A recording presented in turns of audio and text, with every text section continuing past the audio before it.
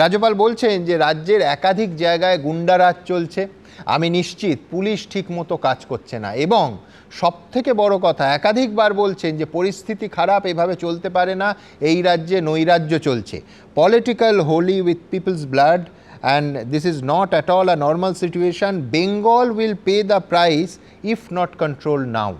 রাজ্যপাল রিপোর্ট দিলেন আজকে রাষ্ট্রপতিকে। এটা কি রাষ্ট্রপতি শাসনের ইঙ্গিত কি?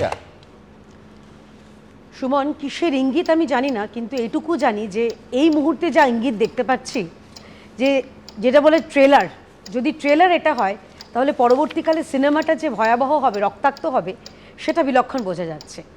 আমি একটু আগে আমাদের যখন তৃণমূল প্রতিনিধি বলছিলেন যে ওই ত্রিপুরার অফিস ভাঙচুর করা হয়েছে, আমি একটা ছবি দেখাতে চাই। আমি একটার পর একটা ছবি, আপনি যদি চান আমি পরে তারিখ সময় সব বলে দিতে পারি।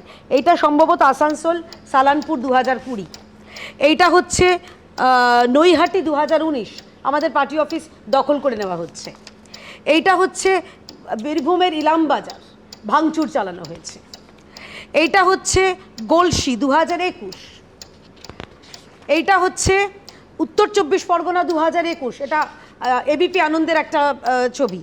2015 কাটোয়া, অনেক ছবি আছে, সময় অল্প। এটা হচ্ছে তেলিপুকুর 2015 ছবি, এবং অবশ্যই খুব টাটকা ছবি হচ্ছে পাঁচলার, যেটা এবিপি আনন্দর থেকে আমি এই কাটিংটা নিয়েছিলাম, যেভাবে পুড়িয়ে দেওয়া হয়েছিল জেহাদিদের দ্বারা। এছাড়াও বিভিন্ন ঘটনা এই রাজ্যে আমরা দেখেছি, জেপি নাড্ডা থেকে শুরু করে আমাদের সেই সময়কার আমাদের যিনি রাজ্য সভাপতি ছিলেন দিলীপ ঘোষ থেকে শুরু করে সুকান্ত মজুমদার, হালফিলে শুভেন্দু অধিকারীর উপর এই কোচবিহারি আক্রমণ, এবং নিশীথ প্রামাণিক বারে বারে এই যে প্রাণঘাতীর মতো হামলা, এবং অবশেষে খগেন মুর্মু আজকে একটি ইন্টারভিউতে বলেছেন যে একেবারেই ঠান্ডা মাথায় তার প্রাণ নেওয়ার যে ছক কষেছিল, এটা কিসের ইঙ্গিত?